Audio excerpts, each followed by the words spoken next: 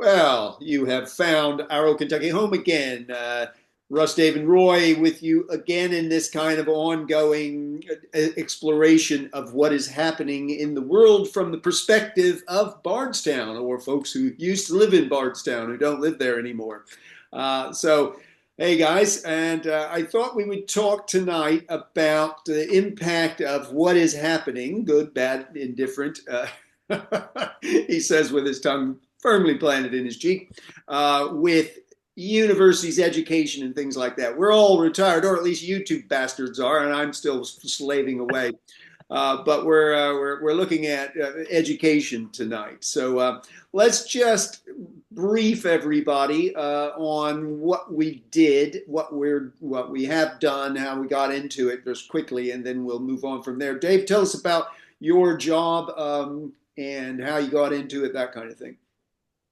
Well, it was kind of a journey for me because what I wound up teaching at Hopkinsville Community College.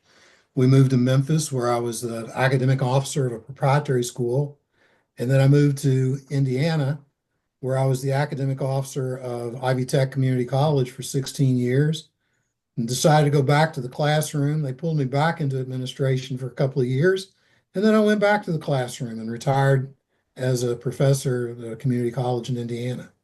So in less than 1 minute, that's what I've done. Very good. Roy, tell us your journey, and can you do it in Well, less than a minute? I'll try. When my wife and I graduated from Georgia Tech, we graduated at the same time in virtually the same area. So they kind of limited the number of places that were willing to hire two people in exactly the same area. So we were lucky to find ourselves positions at the University of New Hampshire, where she was a regular faculty member. I was a research faculty member in a lab there on working on autonomous underwater vehicles. And then when the opportunity came up, we jumped ship there because it was a horrible place to work at that point, and went to the University of Maine, we worked until she passed, and then I continued working until I retired just recently in computer science as a regular tenure track faculty member. All right. So we come, and I'm a speech and language therapist, work in the NHS in the UK, which has its own sort of issues, but that's not what we're looking at tonight necessarily, although we may skip into the world of healthcare at some point because it has certainly has been making headlines lately. But we'll deal with that as we go along. But all the three of us probably spent an inordinate amount of time in university before we actually got to our work, much of which involved being in the university, myself included, teaching when I was back in Texas. Um, One of the things making headlines, obviously, are the attacks, shall we say? Let's not mince words on universities, on research, on faculty, on students. Um, just give me some impressions to start out with, Dave, of whether it applies to your situation or not, just what you're thinking about that. And then we'll kind of try to focus Yeah, in well, on. maybe I'll go off in a different direction because, I know thinking about, research and things of this nature. And I think some of the threats on research are an extension of, what we might consider freedom of speech on a campus. And I really find that some of the colleges and universities, whether they're a junior college or whether you're UMaine or Harvard or wherever, colleges and universities usually see themselves as bastions of free speech. And it seems like some groups of people have seen that as more liberal free speech than conservative free speech. But I think the colleges and universities, maybe they recognize they've got a problem, say, with Islamophobia or other kinds of free speech issues, Zionism. But, when you're trying to protect free speech, as long as free speech doesn't take on a violent hue, then you feel that you're in a place where, that's your job to protect that. And now I think Harvard, for instance, feels they're under attack because they realize that they have problems with anti-Semitic speech. But how do you handle that in a world of free speech and still try to do the things you need to do for research and other things? So, on the other side of that, I think, at least from the community college perspective, there's a lot more uncertainty about what the dissolution of the Department of Education means for Pell Grants and student loans and things of that nature. And right now, it's more of what will happen rather than I think what people see what is happening. So. Right? Roy? Yeah, I agree with Dave. I think the thing about free speech on campus is that I think the government and some of the folks on the right may not understand is it's not the university's place to police speech. It's the university's place to address viewpoints that are not reasonable in their sense. And the way that we attack, the way that free speech works in the society, I think that people don't understand, isn't you don't limit someone's speech, you argue against it. You have the right to object, right?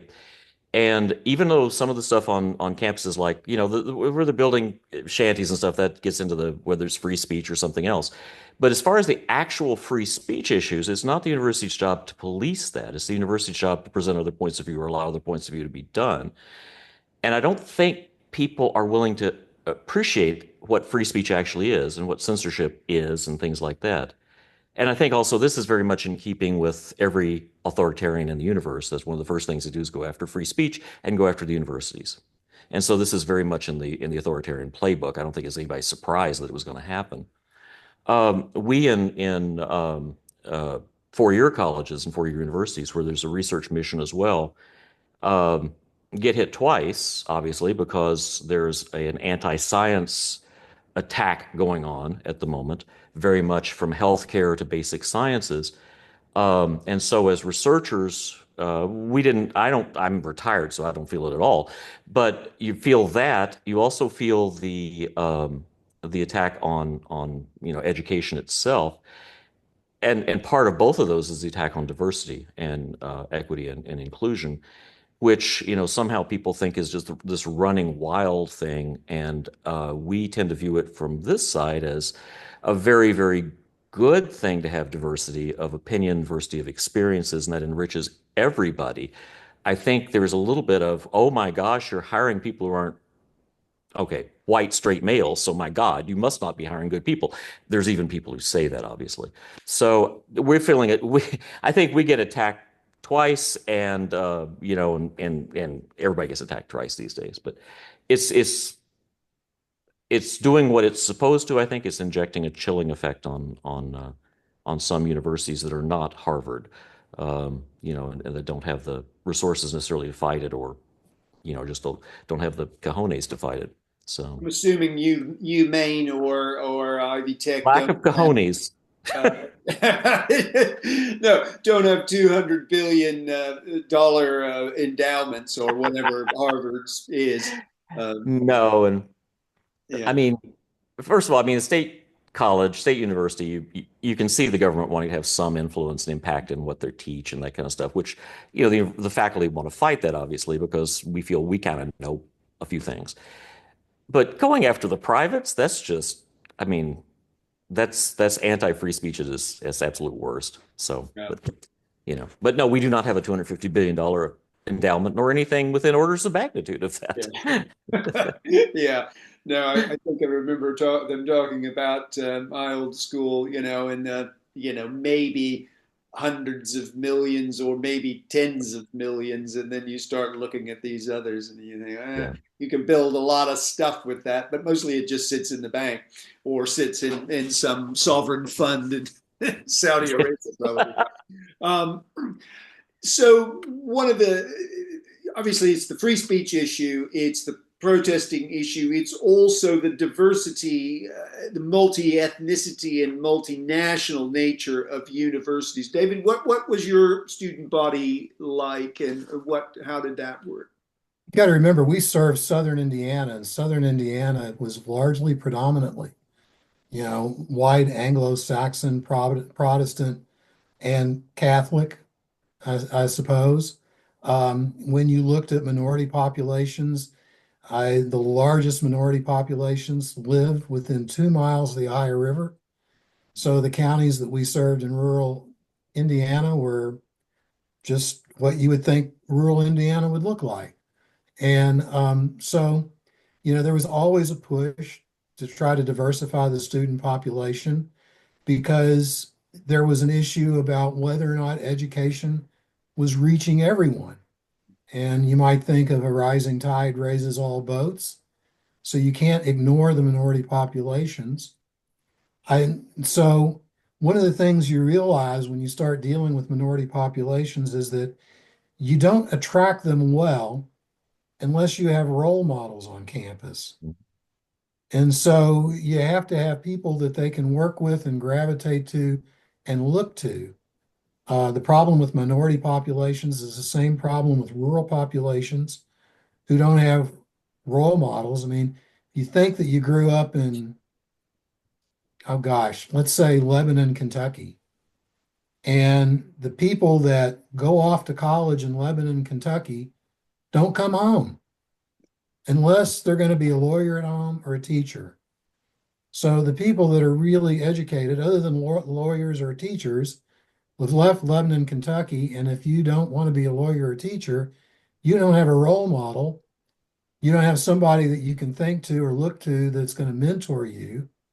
So then you don't think about the kinds of education you might get other than being a lawyer or teacher if you're not interested in those things. Now, I'm not trying to say that going off to college is for everybody, but I think that whether you're talking rural America or urban America for that point, you need mentors for people, and those mentors need to be on college campuses. At least that's more true for the community college, where you've got that local community kind of value and mission, which may be different from a research institution. But also to do that, one assumes you have to have some sort of, oh, dare I say, initiative in order to recruit people who might be mentors for those people you're also trying to recruit, which might be diverse, shall we say, which may lead to, I don't know, stretch here, some kind of equality kind of thing. And I wish I could quote chapter and verse on the percentage of minorities on our campus in 1995 and the diversity of our campus in 2025. But I would suspect that you would see a correlation, whether it's cause and effect, who knows, but you would see a correlation between an increase in minority staff members and minority students. No, I think that makes perfect sense. How can you attract people to do anything if there's nobody like them at any upper level there? In your world, Roy, what did you see in terms of the international? Did you have a large international group of students coming in? We are a lily white state. In fact, I think we alternate with like Arkansas or someplace to be the whitest state in the country. Please, Magda, don't move here because you heard that. I'm sorry. Did I say that out loud? Anyways, but don't worry, we'll edit that out. But anyways, it's a very white state. We also have in the time I've been here, we've gone from more or less a four-year university with some research mission to one that was research 2 to one that was research 1, which is the top Carnegie. And so we don't actually belong there, but nonetheless. But when I first got here, it was very much we serve the people of the state. That's our primary thing, and it still is to some extent. But now they're getting more of a research mission. But we still recruit heavily from the Northeast because, frankly, we don't get a lot of applicants of color from the rest of the country. So I do have the stats, Dave. So thanks to the World Wide Web here, but we are less white than the state, but we're still 82% white in terms of the undergraduates. 3.9% Hispanic, multi-ethnic 3.6, Black 1.7. It's very rare you see many Black students on campus, and then Asian 1.6. We do have a 1% Native American group because we have local Abenaki tribes around here. And then international students about 2.4%. Now, if you go to the graduate level, it's much different than that, obviously, because we recruit heavily from overseas, as do all universities in the country. And you see a lot more international students at that level. But we are pretty much lily white and with very little. Now, if you go to someplace like University of Louisville or Georgia Tech, other universities that I've been to, Dave's been to UVL too, then you see much higher percentages of minority students on campus. And I would assume that's still true. But here, I mean, we're no Georgia Tech. We're not even necessarily a University of Louisville, so we don't have a lot of nationwide scope of recruiting. Yeah, Are I would add one thing to the data that I was discussing. I'm talking about the Sellersburg campus of Ivy Tech specifically. Ivy Tech is a statewide community college. And certainly, if you were to be in the campuses in Gary, Indiana, or Muncie, or Fort Wayne, or Indianapolis, you would find a much more diverse student population than you'd find in our Southern Indiana campus. Mhm. of the people who come through your campus, Dave, or your campuses, what are the percentage that go on to full 4 year degrees? Yeah, I wish I had the answer to that because Ivy Tech was originally founded as a kind of vocational technical college. And one of the things that I did as an administrator was help the college evolve from a VOTEC post-secondary school to a full-fledged community college, and recognizing that those would be done, that would happen. So I don't have any percentages. I can tell you that back in the early 2000s, I did a survey of business students who, at that time, our business degree was considered a terminal degree, which meant that nobody thought they would go on to a four-year university. And so when I did the survey, over 50% of those AAS students that were basically going to end their college careers at Ivy Tech went on to a four-year degree somewhere. I had several students come back and say, Dr. Clifton, I just got my doctorate degree and so on and so on. So a lot of them went on, recognizing that the college fought very hard for a business transfer program. And at the time of my retirement, the business transfer program the numbers greatly exceeded that in the applied science or the terminal program. So, those numbers of students were, they're growing and have grown. Certainly, you can't always stop at the associate degree, depending on what your major is. I'd say you have to work on your marketing though, because I think I would hesitate to enroll in anything that's called a terminal degree. But that's another thing. Obvious joke, which you give me the Oh, punchline, well, you give me the straight line, I'm Yeah. going for it. Well, Um, Dave and I both have terminal degrees, and it's we've lasted a long time, so I think well, we the will die drugs with work them. pretty well to restore longer, but yeah, the end result is going to be the same. You know Yeah, that. exactly. Are Here you lies saying, the terminal degree. yeah, well, Roy just said that being a doctor is terminal. That's right. Usually it causes that. Is fine. That's another thing. We'll bow to your experience on that one. So yeah. So I guess what I'm getting at is, and what we're kind of dancing around right now is, we have obviously a concerted effort to make a change in the perception of those who are making it, those in a position of control, is that somehow or another the university system's not working in some way, and we can speculate on what way it would be ideal.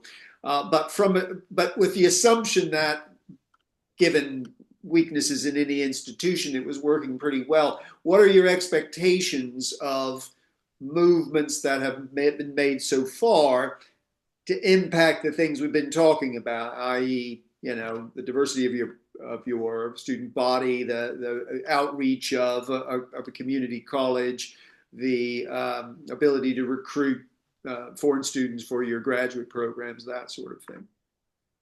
Well, I think the DEI, anti-DEI stuff that's going on it basically precludes outreach specifically to underrepresented minorities, underrepresented populations, unless I think I'm still on a grant apparently that's for outreach to poor rural Mainers, and that hasn't been They haven't so far, maybe I shouldn't say it out loud, but they haven't so far come for that one. But I think it's going to end up precluding the kinds of initiatives you need to actually recruit, anyone from that is not white, basically. Unless you're in the areas where, the primary population, you get those folks that are applying anyways.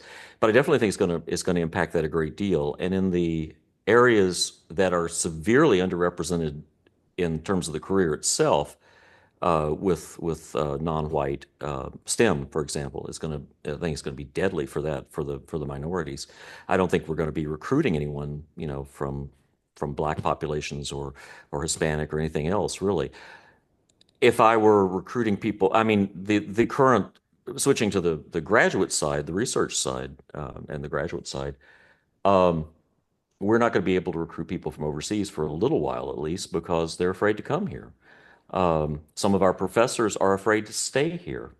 We have professors who have green cards that I talk to, who are looking to go elsewhere because they never know when they and or their husband are going to be rounded up and shipped off somewhere. At least that's their perception, and I can't really argue with that. Or they can't. They hesitate to go home to visit their family because they can't come back. I know an Iranian professor. That's not good. She's not going home to visit her family because she'll never get back in the country. Um, Travel to professional conferences and things like that for grad students, which is very important for graduate students as well.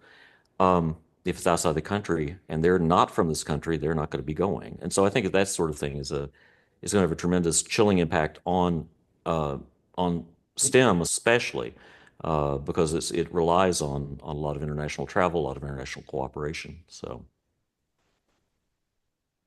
But Dave, any thoughts about that?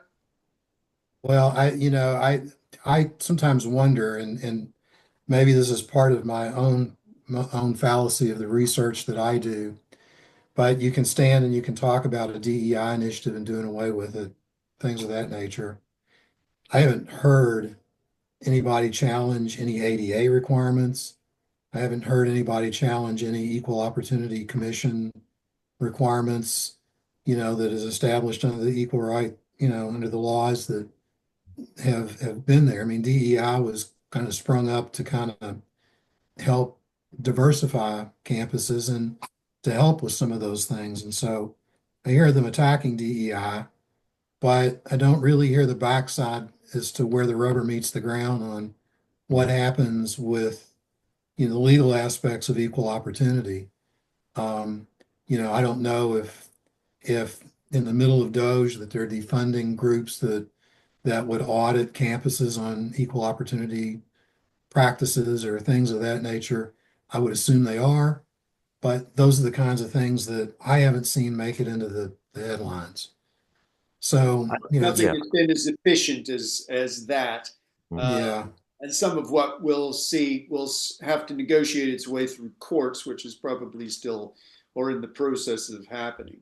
it, These are going to be the slower issues that take a longer time to move, but that means that anybody's response to them is going to be slower unless people are self-censoring, which I think is probably happening in some places, depending on what the political Yeah. swing of administrations are. Well, I think Right I now. think in terms of because and I know David did too, served on a ton of hiring committees over the years for faculty, and also in grad student recruitment or grad student admission committees.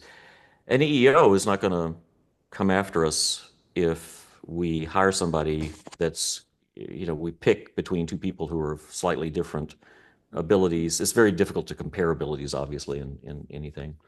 But where diversity came up is one of the things you could look for is somebody that will diversify your faculty.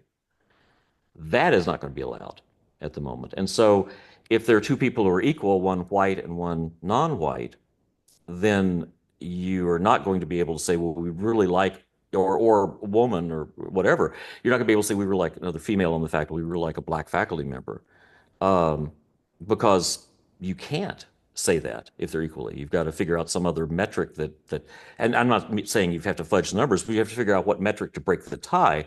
But it sure as hell better not be their diversity into the campus. And I think that's going to that is going to contribute a great deal to problems. And if you do hire the non-white male, then you're going to have to be justifying that. And you're going to have to justify it to your own EEO people, because one of the things they're very concerned with is covering your butts and their butts. Yeah. And so, I think it's going to have a really bad influence on terms of getting this kind of things that Dave was talking about, that you need role models in your faculty to recruit people and make people feel comfortable and stuff. You can't include diversity in that anymore to think about that. So, and we never did include it. If you had somebody who was, black and not as qualified as somebody else, you never let that happen, right? Because that's self-defeating. People don't understand that. I think that you don't hire somebody who's unqualified. That's just stupid, right? No matter what Yeah, or anything else. But you know, yeah, I think that's a point well made, Roy. I think you don't, the DEI initiatives are ones where you're actively recruiting, trying to recruit diverse people. That doesn't mean you automatically select somebody just yeah, because they're diverse. yeah, I mean, I think that's a really great point. Um, because you don't want to, I mean, if you hire somebody just because they're different, that tends to water down what you're really trying to do. yeah, I mean, at the bottom line, you're really trying to educate the student, yep, and you don't want to hire a lower qualified faculty member or a staff member for that matter, just because you're looking for diversity. yeah. I don't think I think people see DEI everywhere as doing that, but I don't. In particular in colleges, I think they see it as DEI as that is the primary thing we're going for. But it's no, if all else equal, we try to be diverse, right? But yeah, I think there's also endpoints that people look for, and there's some easy ones you can look for and say, see, this particular initiative led to lower scores for this person or that. But I hmm can't remember the research, and so I'm not going to do more than summarize that said, two people coming in, one from a school that was, I don't know, less rigorous or whatever, maybe finished slightly less in the university, maybe in law schools or something. It wasn't the immediate completion of university that mattered in looking at how things had equaled. It was 5 years down the line professionally, and you find the people wind up exactly the same because they had the same education. For whatever reason, they may not have scored exactly the same. One might have been cum laude as opposed to whatever. So, sometimes we look at metrics that don't measure.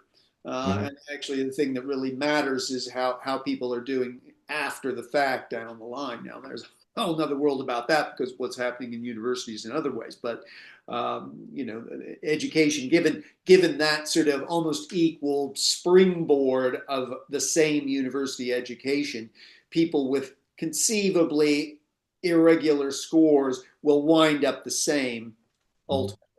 I think that was, I mean, not always, obviously, because it depends on the people, but that was one of the drivers of these diversity initiatives that we might be losing. Well, Um, and we have a good metric in the research in hiring for a research university. In You don't take into account their you take somewhat into account their university where they came from, obviously, but you're more concerned if it's somebody who's a good advisor that they had, that a well-known advisor, that's a plus. And then you have the entire section of publications they have, because you better have some publications if you're going after a faculty job in research. You look at the entire set of publications they have, which are almost impossible to inject diversity into, right? Because they're usually, unless you happen to know the people, they don't say, "Hey, I'm Hispanic" on their in the thing. And so I mean, you could go for the names. Many times it's double blind or blinded reviews. And so you have a metric there that's telling you this person is good at research, this person's not a good at research. And in some, obviously that depends on where you come from too, and the research milieu. But you do at least have something that you can measure that way, which is nothing to do with what you said. I'm not sure why I brought no, that, but that's no, I think it is there. You can look for things that are outside because everything. I mean, one of the things that when you agonize about DEI from one side or the other. You assume that that is the only Yes. issue that matters, and there are so many others that do. But one of the ways of pursuing of looking at that is a way to, just spread education to as many people as possible, which has theoretically always been the goal of higher education, especially public education. Um, let's kind of wrap up, I think, because we're about half hour in, and kind of go back to this free speech issue, because that's the thing that has, made universities, colleges hit the headlines. And it's been that way in the 60s. It's been that way whenever protest movements were going on, probably the Occupy and things like that 10 years ago. And we're looking at it again. Is there, just for slight devil's advocacy, is there something to be argued that people don't really understand the nature of freedom of speech, or they bring their own sort of point of view, which is why we're in some of the trouble that we're in, from both sides? Any thoughts about that? I just from a perspective as a former community college administrator, we wanted free speech. We wanted to provide areas for free speech. Of course, our students were more concerned with getting on with their lives than expressing an opinion on campus. But I don't know what it's like on a major college campus, but on our campus, you couldn't stand in the hallway and scream at the top of your lungs that I don't like the governor, or I don't like, this or that. You could go to the student lounge and do that. You could exercise those free speech rights in the student lounge. But if you're doing it in the hallway outside my classroom, you're interfering with somebody else's right for an education, and somebody else's right to learn. So while we didn't really limit free speech, it was limited to where you could freely speak. If that makes sense. Well, I mean, it's the same on regular. I'm not a major university, but this university here, it's the same sort of thing. I mean, you people, as you're teaching, if people are bringing up divisive political issues, you try to tamp that down. Doesn't matter what side they're bringing it up. And I think, yeah, you're absolutely right, David. I mean, it's like there are places to have free speech right in the middle of class. I'm speaking now, and you guys need to be a little tamp it down a little bit.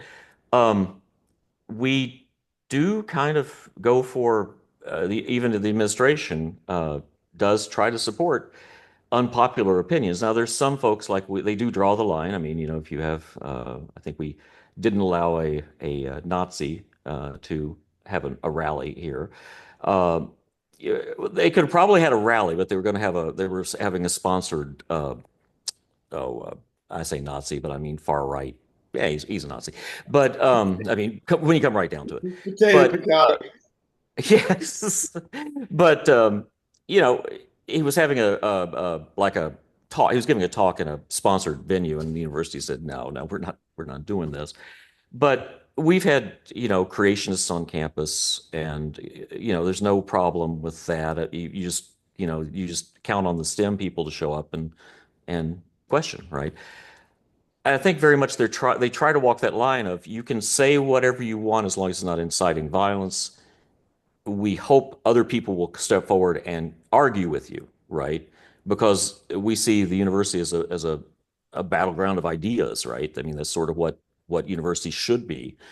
Um, I think there's this idea that somehow we're all indoctrinating the students in whatever. And I had enough stuff to teach that I did not have time to indoctrinate.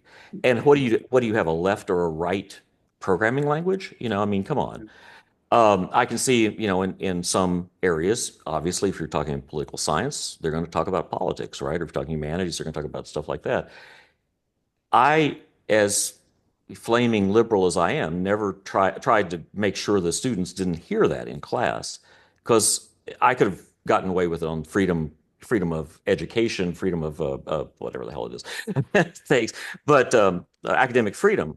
But it would have been walking on thin ice, because academic freedom is supposed to be something to do with your own field. There's no place in my field, computer science, for that, except in areas like, we are disenfranchising poor folks from using computers and from participating. That then becomes an academic freedom issue, and I have no problem standing up in front of the class and telling people this is wrong, right? And they can argue with me if they want. But on other things, I'm not going to stand up there and go, Trump's an idiot. That would be. We don't do that. That's not what happens on college campuses, or it's a really crappy college. Yeah. So, and I think people who've never gone to college don't understand that. Or they say something inflammatory, and the professor says, "Well, here's my opinion." It's, "Oh, you're indoctrinating me," right? So, that's it.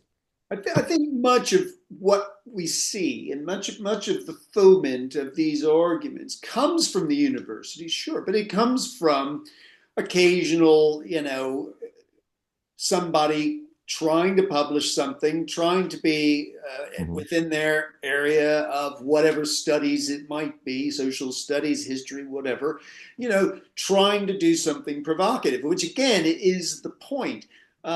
It is very rarely the mainstream view. It very rarely gets into the mainstream, but it is a great fear of the right that somehow or another these extreme, critical race theory, which actually comes from the 90s and it is not crazy and wild, but also isn't everywhere, and it isn't every elementary school or everything. It's just a critical approach, a bit like postmodernism, which a lot of people know what it is by name, but don't know anything about it because it's an academic thing. And that is, again, what the academy is for, is to do that. And there are other right-wing academic scholars as well who speak to their groups or to people who they listen to.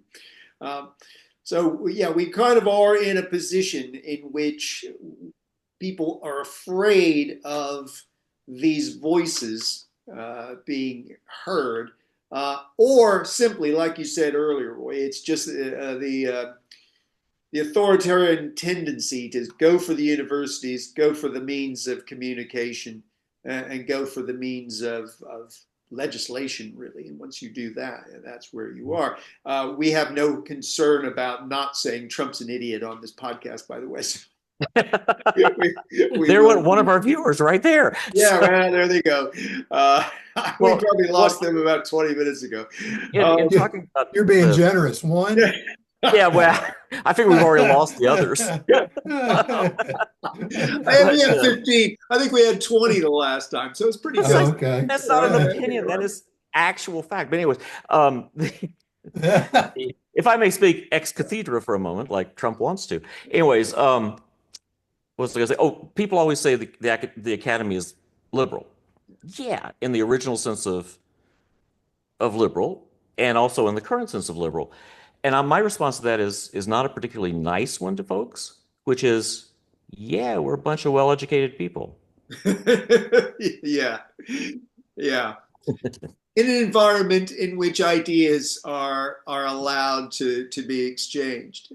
And yes, and are expected to be questioned. There are some extreme cases of people being shouted down, and that happened over here. And there are certain issues that have gotten a little bit controversial, but I think all that stuff would probably be ironed out eventually, because it usually is in the moment of time, and it doesn't take the government coming down.